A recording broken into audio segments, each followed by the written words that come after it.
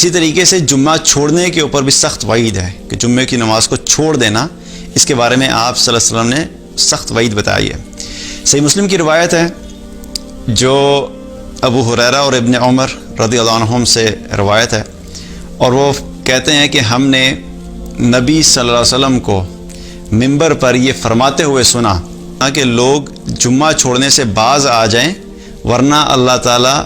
ان کے دلوں پر مہر لگا دے گا اور پھر ان کو غافلوں میں شامل کر دے گا۔ تو جمعہ چھوڑنا یہ بڑی خطرناک بات ہے، اور اس سے کیا پتہ لگتا ہے کہ جمعہ چھوڑنا انسان کے لیے اس حد تک خطرناک ہے کہ انسان کے دل پہ مہر لگ سکتی ہے۔ اور مہر لگنے کا مطلب ہے کہ جب اللہ تعالیٰ کسی انسان کے دل پہ مہر لگا دیتا ہے تو اس کا مطلب کیا ہے کہ اب اس کے دل میں کوئی خیر نہیں جا سکتی، اب اس کو ہدایت نہیں مل سکتی۔ اس کو جو ٹائم دیا تھا اللہ تعالیٰ نے، اور جو موقع دیے تھے، جو چانسز دیے تھے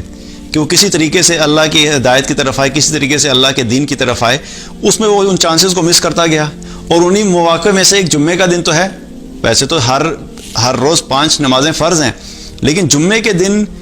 کو بھی اس نے چھوڑ دیا، تو اس سے کیا پتہ لگتا ہے کہ اس انسان کے نزدیک اللہ کے دین کی کوئی ویلیو نہیں ہے،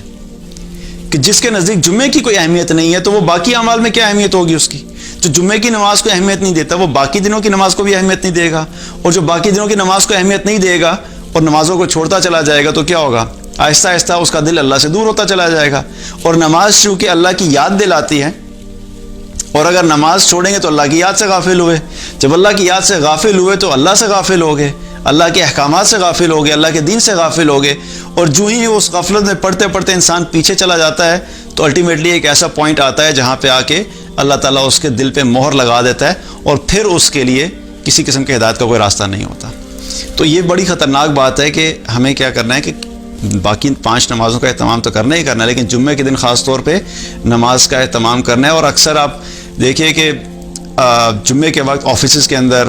کالجز کے اندر، یونیورسٹیز کے اندر الحمدللہ اکثریت مسلمانوں کی نماز پڑھنے چلی جاتی ہے، لیکن پھر بھی کچھ نہ کچھ لوگ آپ کو ملیں گے جو نماز جمعے کے دن میں نماز نہیں پڑھیں گے۔ تو کتنی پریشانی کی بات ہے اور کتنی فکر کی بات ہے۔ اور ایسے لوگ جو نماز کے لیے نہیں جاتے ان کو یہ سوچنا چاہیے کہ مجھ سے کیا ایسا عمل ہوا ہے کہ اتنی بڑا جو اجر کمانے کا موقع تھا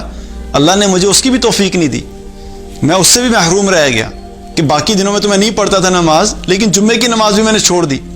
تو مجھ سے کیا ایسی غلطی ہو رہی ہے کہ مجھے اللہ تعالیٰ جمعے کے دن بھی اپنے گھر نہیں بلا رہا۔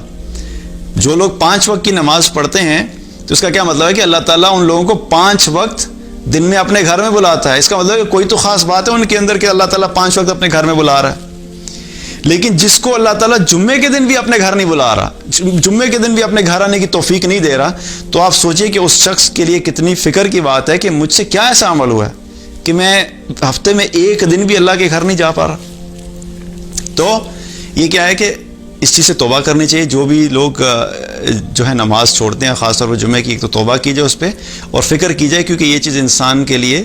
غفلت کا سبب بنتی ہے، اور الٹیمیٹلی ایسے لوگوں کے دلوں پہ اللہ تعالیٰ مہر لگا دیتا ہے۔